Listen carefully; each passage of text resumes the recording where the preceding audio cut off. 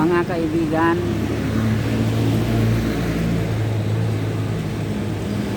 magandang umaga sa inyong lahat. Yung mga kaibigan ko, nadagdagan na rin ang subscriber ko.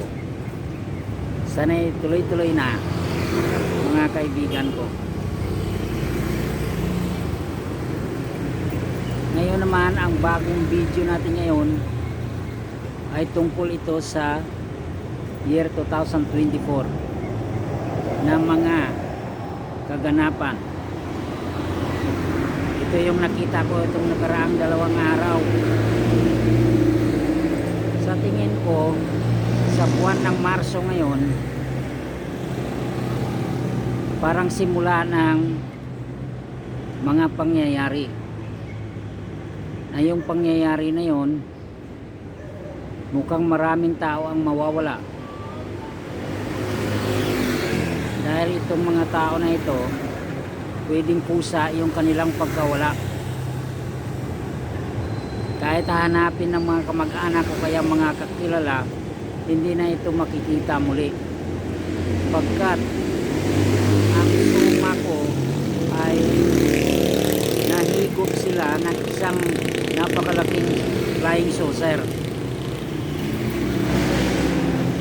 At ito ay pwede silang ilipat sa bagong earth puno. Pero yung mga taong kinuha na yon, hindi naman nila matatandaan na dito sila galing. Akala nila dati na sila doon o doon na kaya sila isinilang. Ngayon ito naman mga natitira dito, kahit anong hanap nila sa kanila ay hindi na sila makikita. Yung mga tao na natitira dito, karamihan sa kanila ay masasiraan ng bait. At yung iba naman, kunting sakit lang, kagad-agad na mamamatay. Yun yung mga mangyayari sa buwan ng Marso ang simula niya. Mga kaibigan, kailangan talaga maghanda o tayo. Handa natin ang ating sarili. Lagi tayong magdasal ng taimtim. Araw at gabi, kailangan gagawin yung pagdarasal na yon. At kung maaari, hahanap tayo ng mga amulet o kaya agimat para hindi tayo mabiktima ng enerhiya mula doon sa flying saucer na yun. Dahil kapag kasama tayo doon, pwede tayong magiging alipin. Pagkat alam na ninyo kung sino yung mga big boss dati doon at big boss ngayon doon sa paglilipatan na yon. Ito yung mga alien. Tingin natin hindi naman tayo mahal ng mga alien, pagkat tayo ay mga tao, ibang klase yun sila.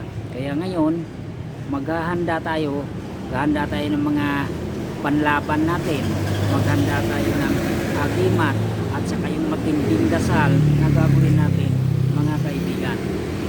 Dahil tingin ko napakasagwa yung pangyayari kapag maiwan mo ang iyong pamilya na hindi niya alam na nawala talaga kayo, na nawala tayo.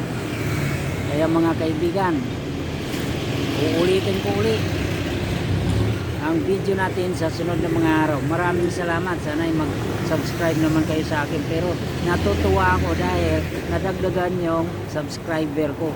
Maraming salamat sa inyo mga mahal kong kaibigan. Love you.